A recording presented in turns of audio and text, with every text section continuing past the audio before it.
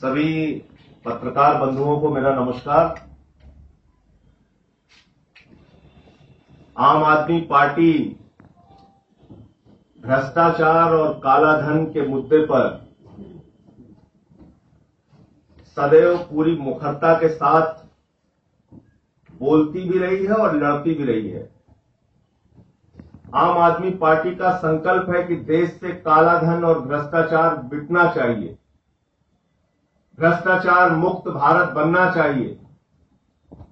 इसके लिए हमारी प्रतिबद्धता है और हम समर्पित भाव से लगातार काम कर रहे हैं। लेकिन कल जिस प्रकार से देश के प्रधानमंत्री ने रातों रात तुगलकी फरमान जारी करके 500 और 1000 रुपए की नोट पर रोक लगाया और यह प्रचारित किया जा रहा है कि काला धन पे सर्जिकल स्ट्राइक, काला धन पे सर्जिकल स्ट्राइक। आम आदमी पार्टी ने बहुत चिंतन किया, हम लोगों ने आपस में काफी विचार विमर्श किया, कई अर्थशास्त्रियों से चर्चा भी की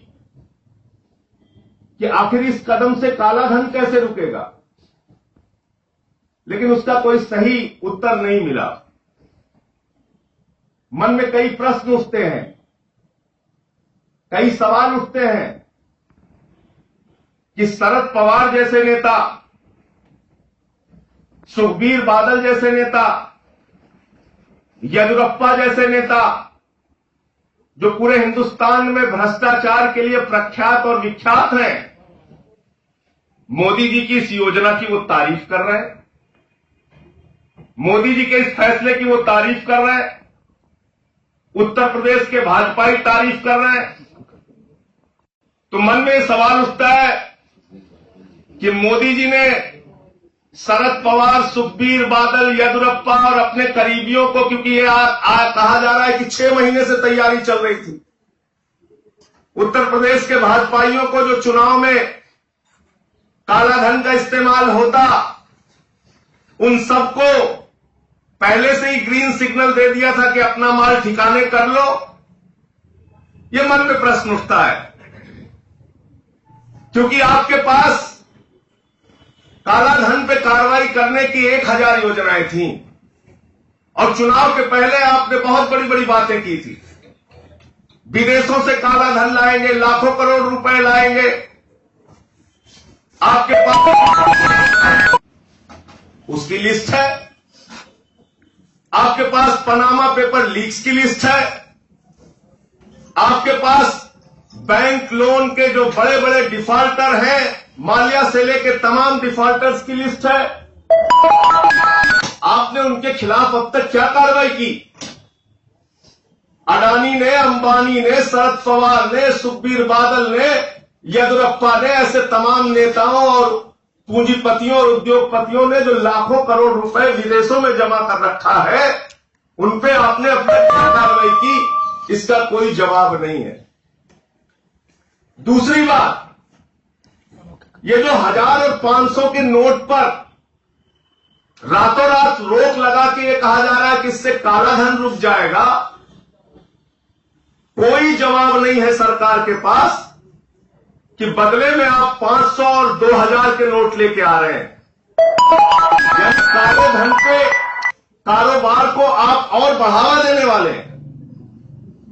आपका तर्क होता था कि 10 लाख रुपए देने हैं, 100 के नोट में दिए जाएंगे तो बोरी भर के ले जाना पड़ेगा। अब आपने कह दिया रिश्वत देनी है तो पहले 1000 में देते थे, अब 2000 में दो। आपका तर्क है कि आतंकवाद के कारोबार में, आतंकवाद फैलाने में, ड्रग्स के कारोबार में जाली नोटों का इस्तेमाल होता है। अब आप कह रहे हैं पहले 500 और 1000 के जाली नोट बनाते थे, अब 500 और 2000 के जाली नोट बना लो। आज इस फैसले के कारण पूरे देश के अंदर अफरा तफरी की स्थिति मची हुई है।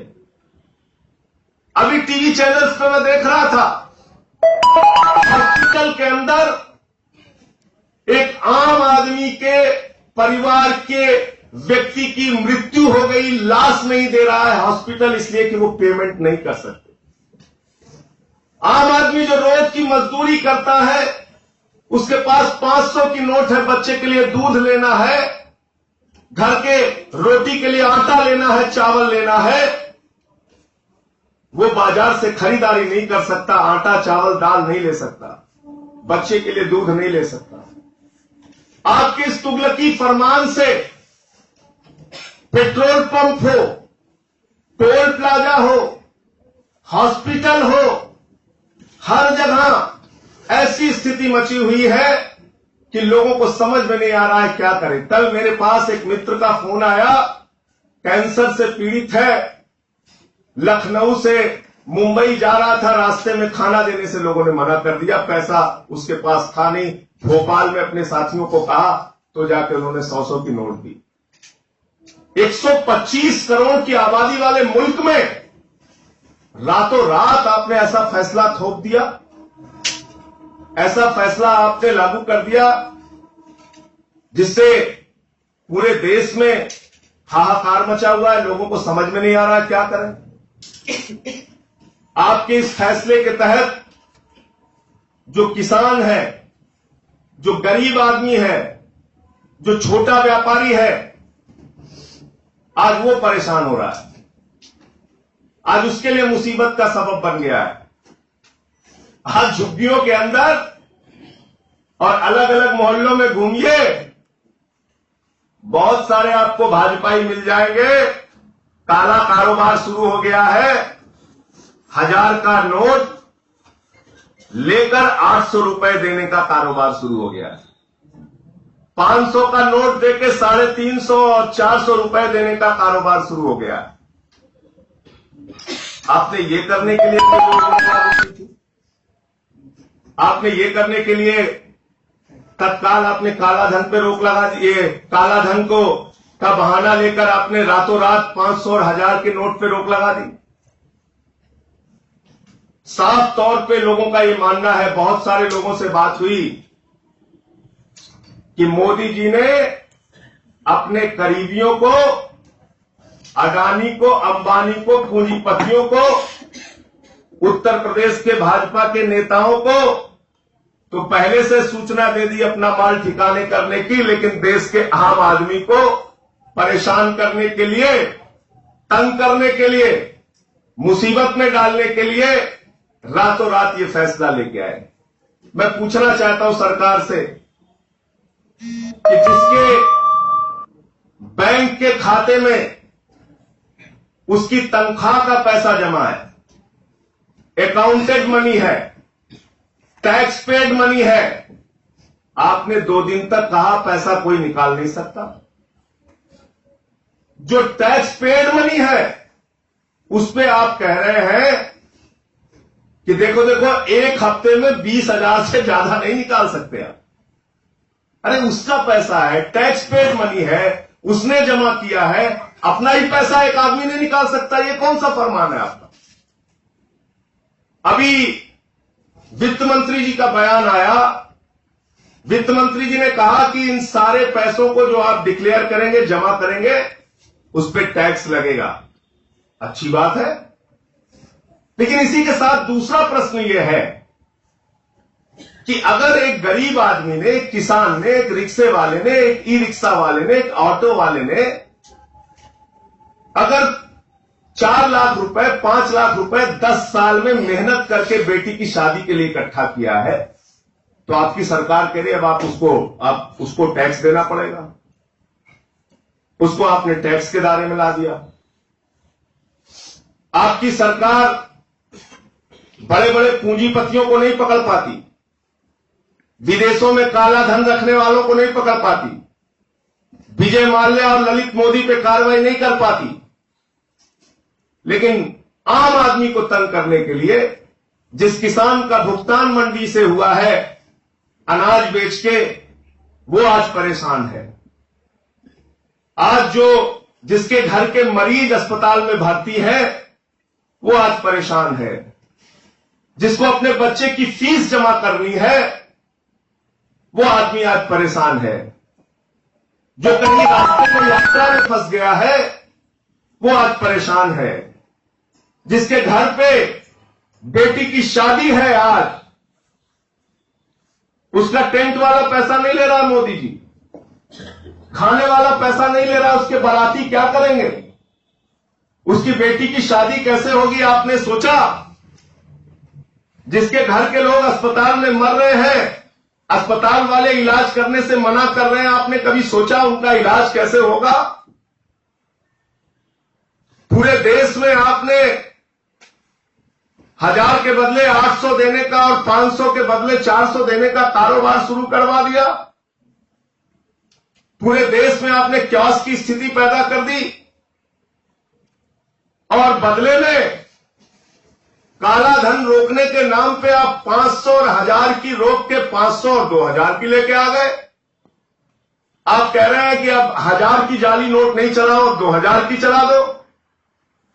तो मुझे लगता है कि ये फैसला, नरेंद्र मोदी जी का यह फैसला सरकार का तुगलकी फरमान है, आम आदमी के पीठ पर हथौड़ा है, किसान के गरीब के ऊपर ज्यादती है, उसके साथ अन्याय है और पूंजीपतियों को, भ्रष्ट नेताओं को, बड़े बड़े मगरमच्छ को बचाने की एक कार्रवाई है।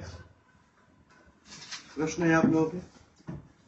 इसमें ये भी कहा गया संजय जी कि 50 दिन के भीतर इन 500,000 की नोट को जमा कर सकते हैं, तो लगता है कि कुछ इंतजाम किया गया है या फिर इस पर भी सवाल है?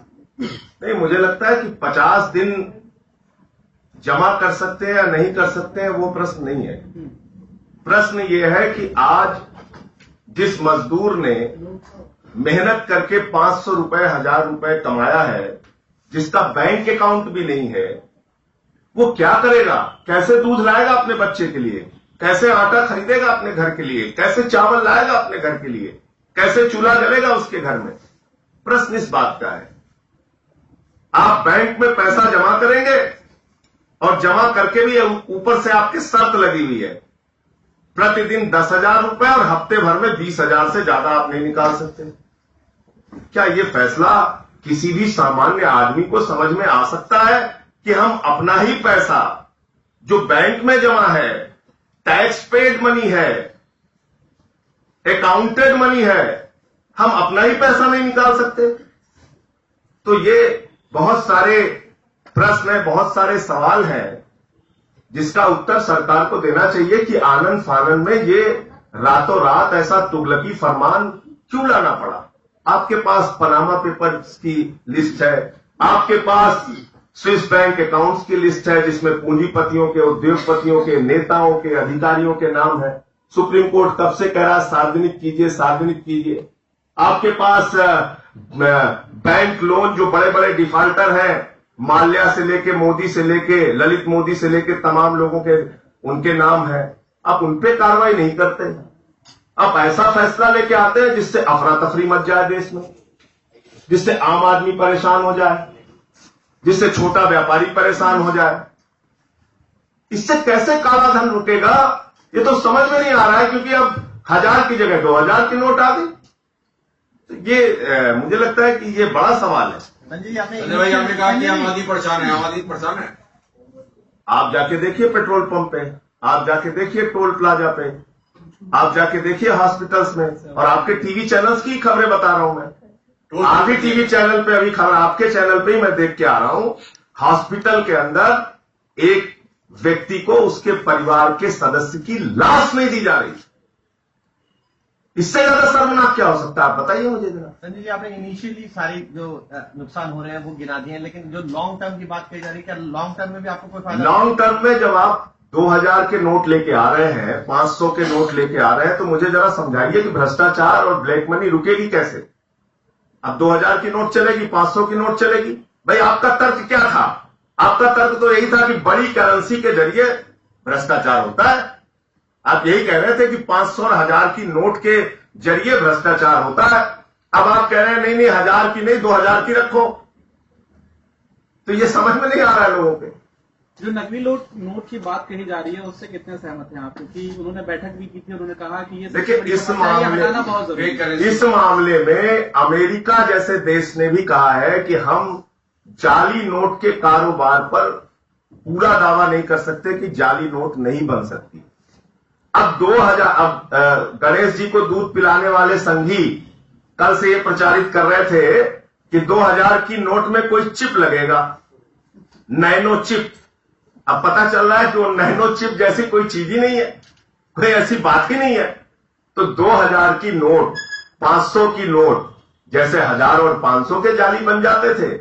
जाली कारोबारी इतने कमजोर नहीं है, वो जाली कारोबारी 2000 और 500 के भी बना लेंगे। आपने उनको, अगर आपकी 100 की नोटें रहती तो आप इस पे अंकुश लगा सकते थे, पूरी तरह से रोक नहीं लगती तो अंकुश लगा सकते थे। आपने कहा 500 भी आ रहा है, 2000 भी आ रहा है, चलो यार इसको नहीं, पुराने वाले नहीं, नए बना लेना।